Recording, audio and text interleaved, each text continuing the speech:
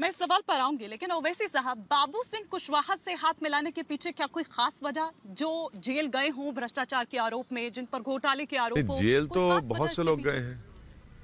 Union cabinet में कई ऐसे लोग हैं जो जेल गए हैं। अब मौजूदा बीजेपी की जो 100 विधायक है उसमें 37% लोगों पर 30% लोगों पर क्रिमिनल केसेस हैं। तो कोर्ट जब तक किसी को कन्विक्ट नहीं करता, भारत के कानून के लिहाज से वो इनोसेंट है। तो मुझे यकीन है कि बाबू सिंह कुशवाहा साहब से कोर्ट इंसाफ करेगा, वो बरी हो जाएंगे। उनसे अलायंस इसलिए हुआ कि हमारी 2-2.5-3 महीने से उनसे बातचीत चल रही थी बिल्कुल, और उस सिलसिले बातचीत के सिलसिले के बाद ही बाबू सिंह साहब से हमारी अलायंस हुआ, जिसमें वामन मिश्राम साहब की पार्टी है, दीगर पार्टियां हैं।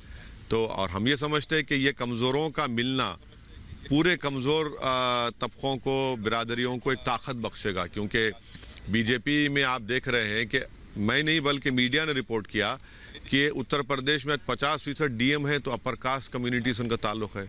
तो कहाँ बीजेपी सबका साथ, सबका विकास, सबका विश्वास? नरेंद्र मोदी को तो बीजेपी कहती कि पिछड़ा समाज, ओबीसी का सबसे बड़ा नेता है, मगर फिर आपके पोस्टिंग्स में क्या हो जाता है? हर उत्तर प्रदेश के पुलिस स्टेशन में आप जाकर देखिए कि एक मखसूस समाज के इंस्पेक्टर या ऑफिसर नजर आएंगे आपको। तो यही चीज उत्तर प्रदेश की जनता इसको महसूस कर रही है, और हम ये बता भी रहे हैं हमारे पिछड़े समाज के लोगों को कि बीजेपी ने आपको हिंदुत्व के नाम पर धोखा दिया और आपको मिला ठाकुरवाद।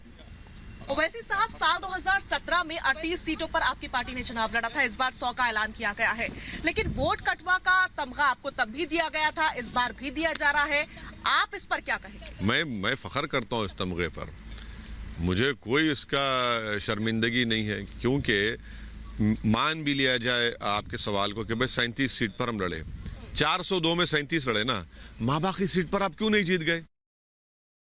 पूरे भारत के 2019 के लोकसभा के चुनाव में हम पूरे से 3 सीट पर लड़े। हैदराबाद में बीजेपी को हैदराबाद के अवाम ने हराया, औरंगाबाद में शिवसेना के 21 साल के एमपी को औरंगाबाद की जनता ने हराया, और किशनगंज हम लड़े, 3 लाख वोट हासिल किए, मगर कांग्रेस का एमपी जीता।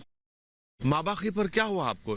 2019 में इसी उत्तर प्रदेश में बसपा और सपा ने मिलकर अलायंस किया, 75% मुसलमानों ने उनको वोट दिया, CSDS का डेटा कहता है, तब भी आप सिर्फ 15 सीट जीते।